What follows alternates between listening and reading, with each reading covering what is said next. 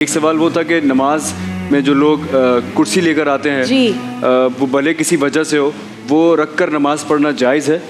इसहाक साहब आपसे शुरू करते हैं। बिस्मिल्लाहिर्रहमानिर्रहीम। कुर्सी लाते नहीं है, कुर्सियों का वहाँ ढेर लगा हुआ होता है। जी। कुर्सी, स्टूल, पूरा एक अजीब सा मंजर होता है। देखें, हुक्म तो ये है कि आपकी कमर में तकलीफ़ है, आपके घुटनों में तकलीफ़ है, उसमें मूवमेंट आप नहीं कर सकते हैं, रुकू में झुकना मुश्किल हो, सजदे के लिए फर्श जनरली कोई प्रॉब्लम है, जनरली कोई प्रॉब्लम है, तो उस सूरत में तो आप कुर्सी पे या स्टूल पर बैठकर नमाज पढ़ सकते हैं, उसमें कोई हरज नहीं है। लेकिन मसले की बात यह है कि अगर एक शख्स का प्रॉपर सजदा फर्श पर हो सकता है, वो कुर्सी पर किसी भी सूरत में बैठकर नमाज नहीं पढ़ सकता। अच्छा। हमारे लोगों को इस बात का इल्म नहीं है। वो ज़रा सा कोई मसला होता है तो वो कुर्सी पर आ जाते हैं। जैसे हमारी मस्जिद में वो था, हमारा एक जवान दोस्त, आपसे भी कम उम्र था, तो वो कुर्सी पे बैठकर नमाज पढ़ रहा था। तो मैंने उससे पूछा, मैंने कहा तुम कुर्सी पे खैरियत तो है?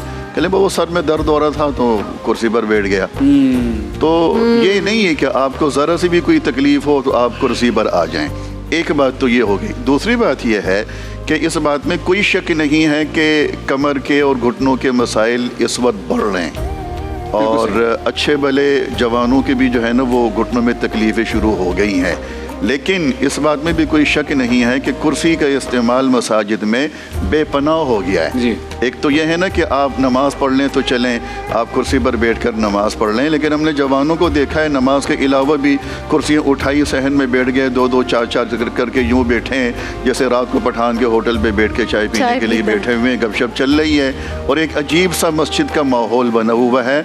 वो मेरे ख्याल में मस्जिद की तौहीन का लफ्ज़ तो शायद मेरे ख्याल में बहुत बड़ा हो जाएगा, लेकिन थोड़ी सी बेएहतरामी ज़रूर है। मस्जिद का अपने एक वक़ार है, वो मजरू नहीं होना चाहिए। उस लिहाज से जवानों को ख्याल रखना